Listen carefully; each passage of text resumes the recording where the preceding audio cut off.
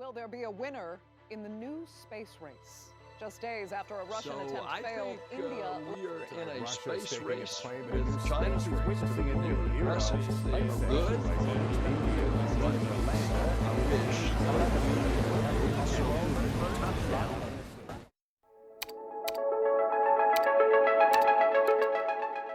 The new space race is one of the most talked about topics today in the status quo and what is possibly going to be the most impactful event of the near future. What are some of the pros and cons of it, and why have we not yet gone back into space on a large scale? Well, one of the new dangers the new space race presents is a hazard to our Earth.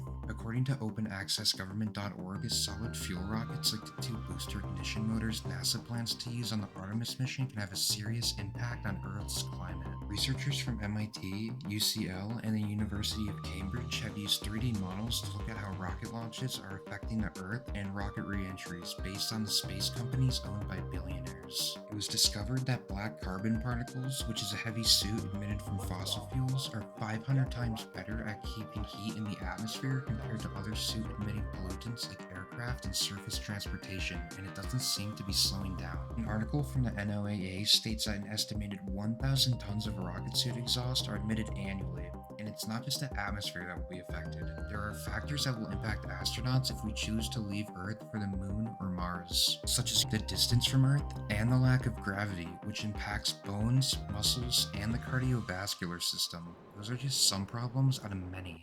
Why is the new space race a good idea? To start off, the GPS. Although the GPS was originally part of an Air Force program, NASA's algorithms greatly assisted with precision, airplane guidance, and autonomous equipment. NASA has also developed a lightweight purification system which, according to aluminum.usc.edu, would eventually be improved upon by commercial companies so that the purification system would release ions to purify the water. And because it requires little electricity, this makes it ideal for developing countries. One example of this would be Vietnam. In 1994, the Prime Minister endorsed 10,000 of these iodine water filters, providing clean water to an estimated 50 to 70 million people. And those are just some of the many technologies that NASA has either made or improved upon. Technology aside, NASA and other space companies help with the economy. According to planetary.org, in NASA's fiscal year of 2021, it's estimated that over 339,000 jobs were supported across the US. And $7.7 billion in federal, state, and local taxes can be traced back to NASA. And if NASA continues with its plan of a Moon to Mars mission, that alone could support over 93,000 jobs and have an economic output of $20 billion.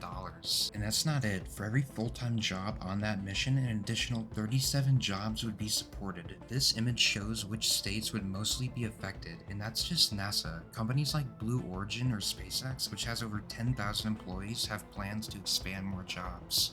Arguably, the biggest reason we have not yet gone back into space on a large scale is the lack of support from the government. For example, in 1989, on the anniversary of the Apollo mission, the Bush administration announced a plan to go back to the moon in just 10 years and then send people to Mars by the 2010s. This was called the Space Exploration Initiative, or SEI. But why didn't this plan work out? For one, the SEI would cost an estimated $500 billion. That's much higher than the $280 billion in today's money for the total lunar effort of the Apollo mission. During the SEI, there would also be discord between NASA and the White House. There just weren't enough people on board to execute the mission. The SEI also aimed to rethink a large permanent space facility in Earth's orbit called Space Station Freedom after the Reagan administration failed this project. Or at least somewhat. The failed project would be turned into the present-day ISS. Bush's dream of continuing the space station seemed like science fiction. But why did NASA and the government come together in the past during the Apollo mission? The answer is politics. We were in a space race with the Soviets and they were winning. In 1964 and 66, NASA had an estimated 4% of the federal funding. Compare that with the current 0.3%. In the 1960s, we would come together as a nation to beat the Soviets in the space race. But after that, there really wasn't any reason to rush to space. We had won.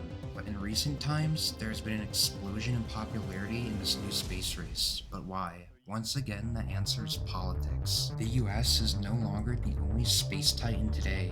Countries like China pose a threat. On January 27, 1967, the Outer Space Treaty was created. It states that no government can claim celestial bodies and have military activity on them. China doesn't want to follow that. This is what NASA Administrator Bill Nelson had to say about China in August of 2023. We're in a space race with China. You see the actions of the Chinese government on Earth. They go out and claim some international islands in the South China Sea, and then they claim them as theirs and build military runways on them.